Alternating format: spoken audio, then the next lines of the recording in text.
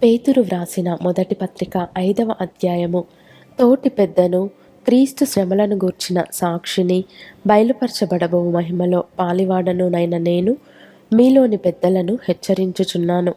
బలిమి చేత కాక దేవుని చిత్త ప్రకారము ఇష్టపూర్వకముగాను, దుర్లాభాపేక్షతో కాక సిద్ధ మనస్సుతోనూ మీ మధ్యనున్న దేవుని మందను పై విచారణ చేయుచు దానిని కాయుడి.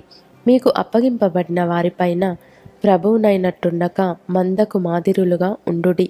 ప్రధాన కాపరి ప్రత్యక్షమైనప్పుడు మీరు వాడబారని మహిమ కిరీటము పొందుదురు. చిన్నలారా, మీరు పెద్దలకు లోబడి ఉండుడి. మీరందరూ ఎదుటివాని ఎడల దీన మనస్సు అను వస్త్రము ధరించుకొని మిమ్మును అలంకరించుకొనుడి. దేవుడు అహంకారులను ఎదిరించి దీనులకు కృప అనుగ్రహించును.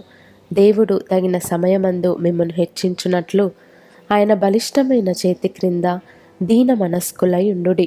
ఆయన మిమ్మును గూర్చి చింతించుచున్నాడు గనుక మీ చింత యావత్తు ఆయన మీద వేయుడి. నిబ్బరమైన బుద్ధి గలవారై మెలకువగా ఉండుడి. మీ విరోధి అయిన అపవాది గర్జించు సింహము వలె ఎవరిని మృంగుదునా అని వెదక్కుచు తిరుగుచున్నాడు. లోకమందున్న మీ సహోదరులయందు ఈ విధమైన శ్రమలే నెరవేరుచున్నవని ఎరిగి విశ్వాసమందు స్థిరులై వానిని ఎదిరించుడి. తన నిత్యమహిమకు క్రీస్తునందు మిమ్మును పిలిచిన సర్వకృపానిధియకు దేవుడు కొంచెము కాలము మీరు శ్రమపడిన పిమ్మట తానే మిమ్మును పూర్ణులనుగా చేసి స్థిరపరచి బలపరచును. యుగయుగములకు ప్రభావమాయనకు కలుగునుగాక. ఆమెన్.